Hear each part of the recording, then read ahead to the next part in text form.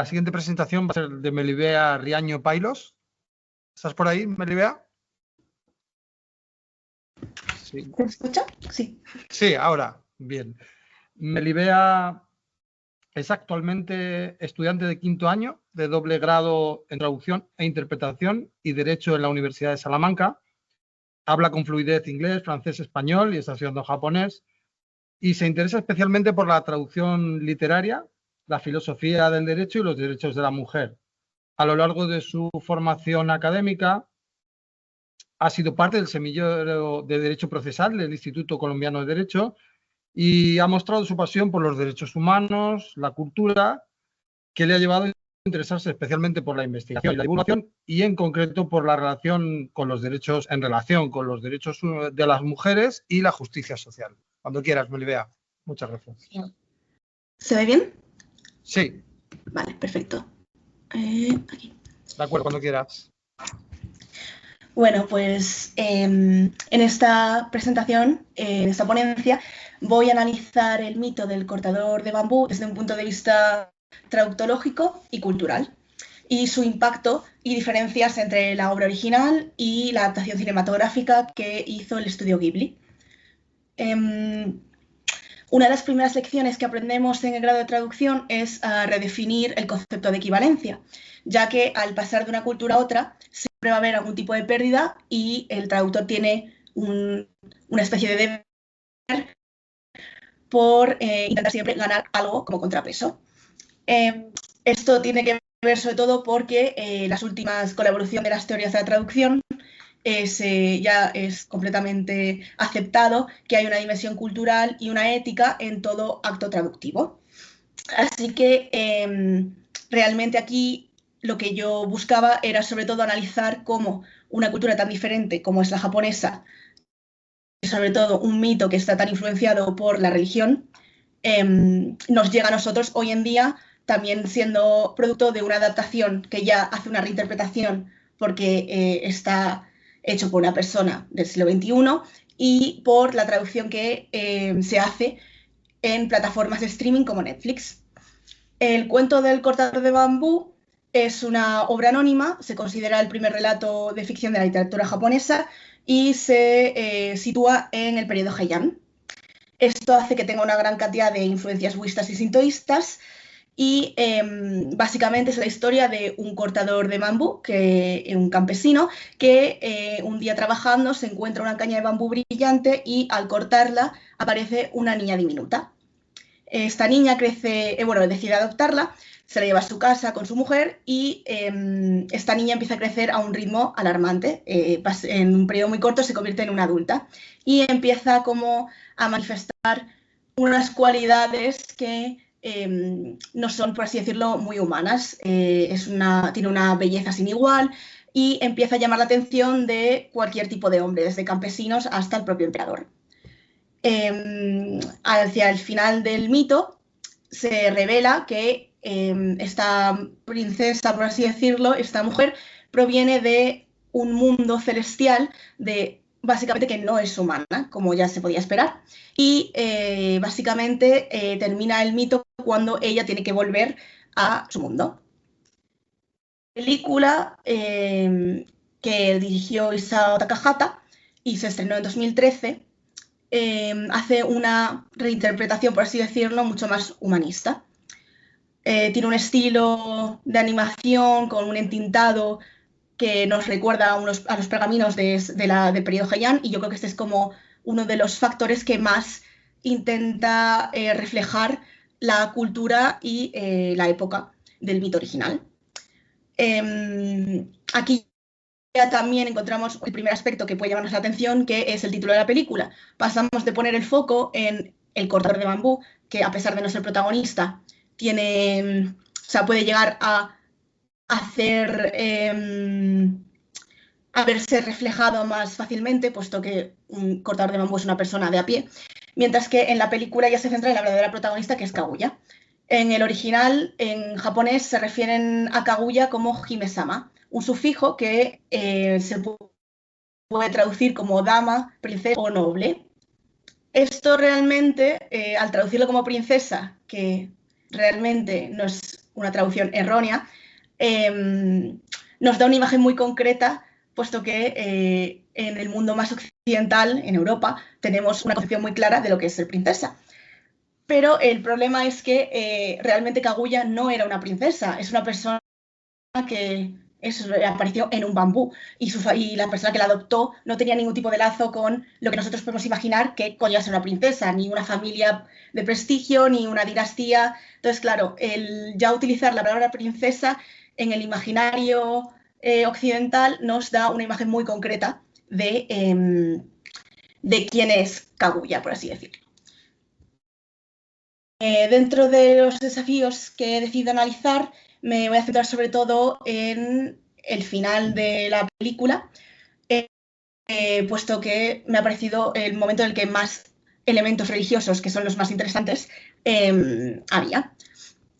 En primer lugar, se habla de un mundo celestial, que realmente en japonés se dice Tsuki no Miyako, y los kanjis significan este es el de luna y Miyako significa capital, por así decirlo, que es como se ha traducido. Sin embargo, Miyako en esa época, cuando en el periodo Heian, se refería más bien a una corte o a una capital imperial. Al utilizar capital,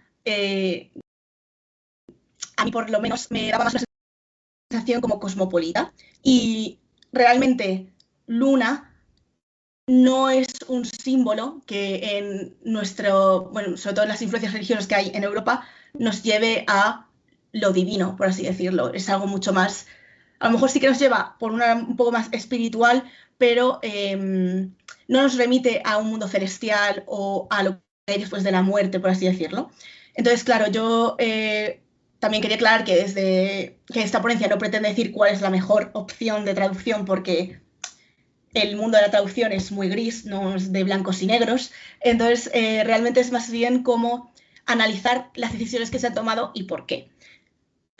Por ejemplo, los subtítulos, obviamente, ya no solo estamos hablando de que de los problemas que puede haber por la cultura y por el idioma, sino que también hay una limitación en cuanto a caracteres. Y en el audio también tiene que haber una conciencia sobre, en este caso, como esta animación en concreto, no es como que muevan mucho la boca, pero sí que también las palabras no pueden no coincidir con cómo está animado, porque al final también afecta a cómo se percibe la obra traducida. Entonces, realmente aquí, aunque Capital de la Luna pueda parecer que no es la opción que respeta más esa espiritualidad, realmente lo que se intentó hacer es optar por una neutralización que se entendiese en varios idiomas.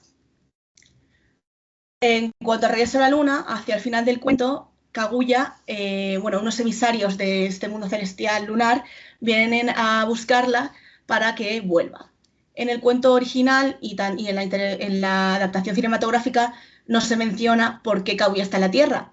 Solo se sabe que ha sido castigada por algo y que por eso ha acabado ahí. Pero nunca se sabe cuál ha sido ese comportamiento que ha llevado a ese castigo. En el original se utilizan las palabras Kiyoraka y Kegare, que son como antónimos y vienen a decir pureza e impureza.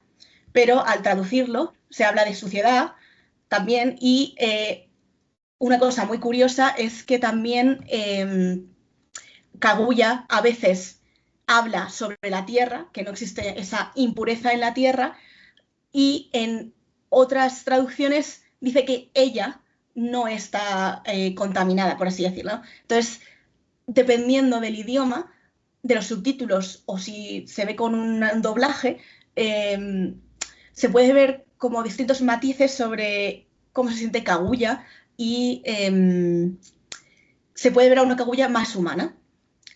En cuanto, también otro aspecto interesante es que a lo largo de la película se utiliza la palabra hogar muchas veces. Y claro, al final crea un contraste, porque en la versión cinematográfica, para Kaguya volver a su hogar, que es ese reino celestial, es traumático y siente un gran rechazo.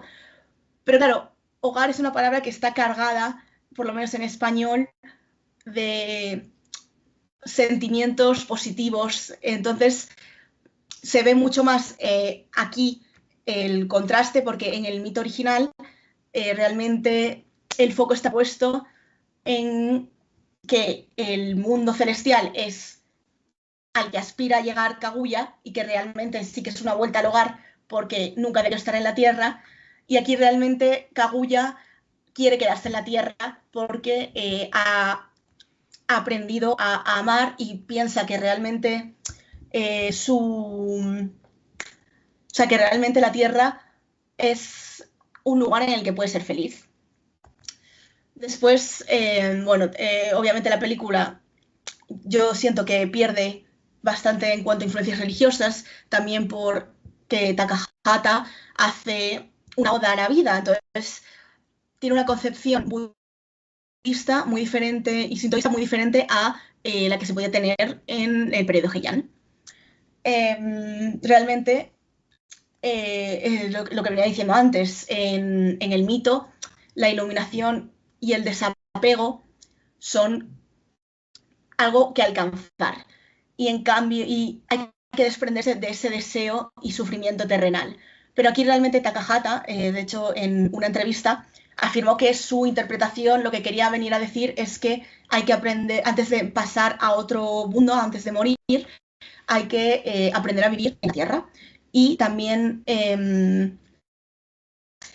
él interpretó la partida de Kaguya como la muerte. O sea que tiene una concepción muy humana y se distancia bastante de la intención del mito original. Realmente, al analizar tanto la adaptación como la traducción, se puede ver cómo el traductor tiene que mediar entre estos dos imaginarios, el occidental y el oriental, y hacer una labor de construcción y de básicamente adaptar y reconocer no solamente lo que se ve, sino también lo que no se ve. Y aunque puedan parecer que son matices a lo mejor que son como difíciles de ver, realmente yo creo que ahí reside el arte de la traducción, que es saber, aunque tú tengas que tomar una decisión con la que no estés al 100%, con la que no te sientas representado al 100%, pues intentar llegar a ese público, intentar presentarlo de una manera que sea entendible y también, pues eso, tener en cuenta todos los factores que pueden influir. Aquí el mayor problema es que ya no solo estamos hablando de una traducción, sino que ya es una reinterpretación, así que es como un doble proceso en el que tienes que apartarte tanto de Takahata como del japonés y de su cultura. Solo quería acabar diciendo que aunque el papel del traductor es bastante invisible, espero que después de esta ponencia las personas que la han escuchado puedan apreciar un poco o intentar, mediante la lógica, discernir a veces por qué una traducción que a lo mejor de primeras puede no convencer, pues que siempre hay un razonamiento detrás y que realmente traducir no es simplemente transponer un texto a otro idioma o eso, que no es simplemente elegir la palabra calco o la palabra equivalente, sino que hay toda una teoría detrás, una concepción, y que en mitos que son tan importantes porque están plagados de cultura y de ética, pues hay que tener incluso una mayor delicadeza. Y ya está. Muchas gracias.